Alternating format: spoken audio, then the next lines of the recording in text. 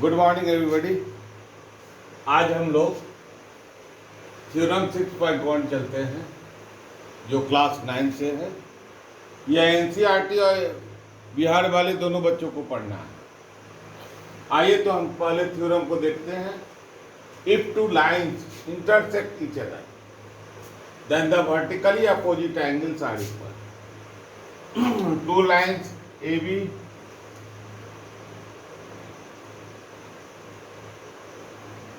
CD intersect at O। इसका हिंदी होता है कि दो रेखाएं एक दूसरे को प्रतिच्छेद करती है। प्रतिच्छेद बिंदु यही है जहां पर एक दूसरे को काटती है तो बने शीर्षाभिमुख कोण समान होते हैं। तो शीर्षाभिमुख कोण का मतलब यह होता है यह कोण, यह कोण, यह कोण, यह कोण। ध्यान रखेंगे सिंगल लाइन वाले आमने सामने के कोण है वह इक्वल होते हैं और डबल लाइन वाले भी इक्वल होते हैं। तो दो पेयर बना, एक पेयर और एक पेयर, यह दो पेयर बना। इन दोनों पेयर को प्रूव करना है कि कैसे होगा। तो आइए हम लोग सॉल्यूशन करें। सॉल्यूशन में पहले ध्यान दें, जो क्रिया होती है उसको हम लोग लिख देते हैं मान करके। Let AB and CD are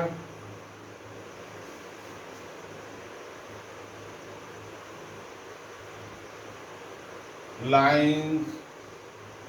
इसको थोड़ा सा हम बता दें। लाइन AB, यहाँ पर let line AB and CD intersect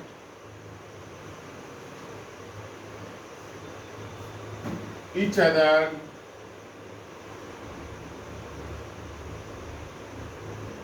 at O। इसका हिंदी हुआ माना कि लाइन AB और CD एक दूसरे को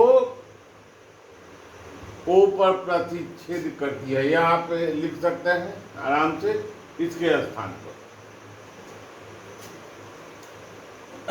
माना कि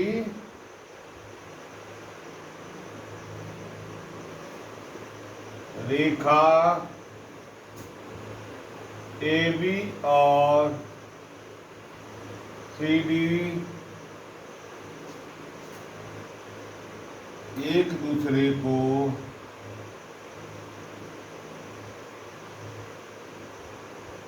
बिंदु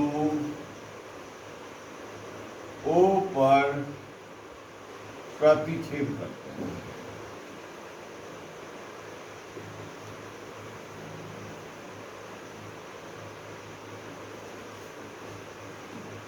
ठीक है, यह कंडीशन हो गया। तो हमको प्रूव क्या करना है कि vertically opposite angle are equal. यहाँ टू प्रूव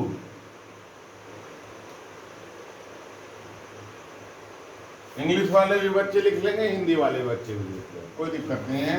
या हमें सिद्ध करना है।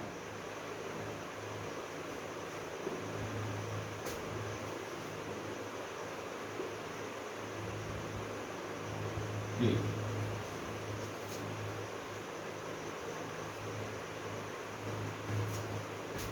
क्या प्रूव करना है? एंगल AOC BOD इक्वल होंगे angle AOC equal to BOD। Angle BOD यह फर्स्ट पेयर है। और सेकंड पेयर क्या है? AOD। Angle AOD equal to BOC। Angle BOC। फिर से ध्यान दें हम लोग। AOC BOD, यह वर्टिकली अपोजिट हो गया फर्स्ट पेयर में। सेकेंड पेयर में AOD और BOC, सेकेंड पेयर में वर्टिकली अपोजिट हो गया। तो अब हमारे पास क्या क्या प्रूफ है, इसको ध्यान दे, इसको प्रूफ करना है। तो इसको प्रूफ करने के लिए एक बार यह रेखा पर यह किरण है और इस रेखा पर यह किरण है, इसी बात को हम लोग लिख देंगे। Proof, angle AOC plus angle BOC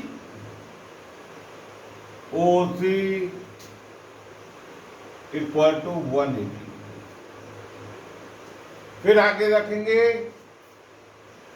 यह कारण क्या है, सिंस AB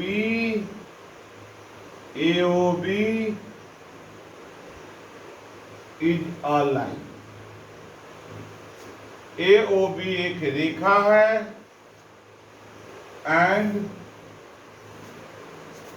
यह एक रेखा है एंड OC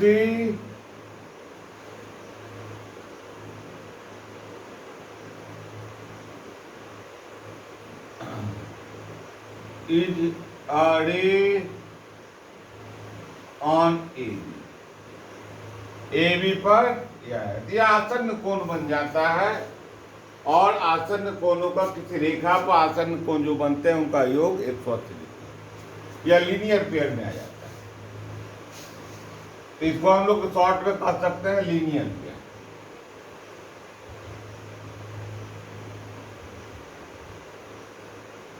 रैखिक युग्म, हिंदी में कहेंगे रैखिक युग्म।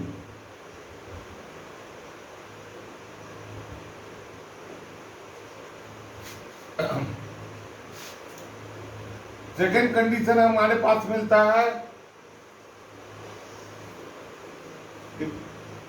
बी, देखिए यहाँ पर CD पर एक रे OB भी है, तो यहाँ पर कंडीशन बनता है एंगल BOC और BOD। सेकेंड कंडीशन बनता है angle BOD plus angle BOC equal to 180। यह भी आपका रैखिक युग्म है, लीनियर पेयर है।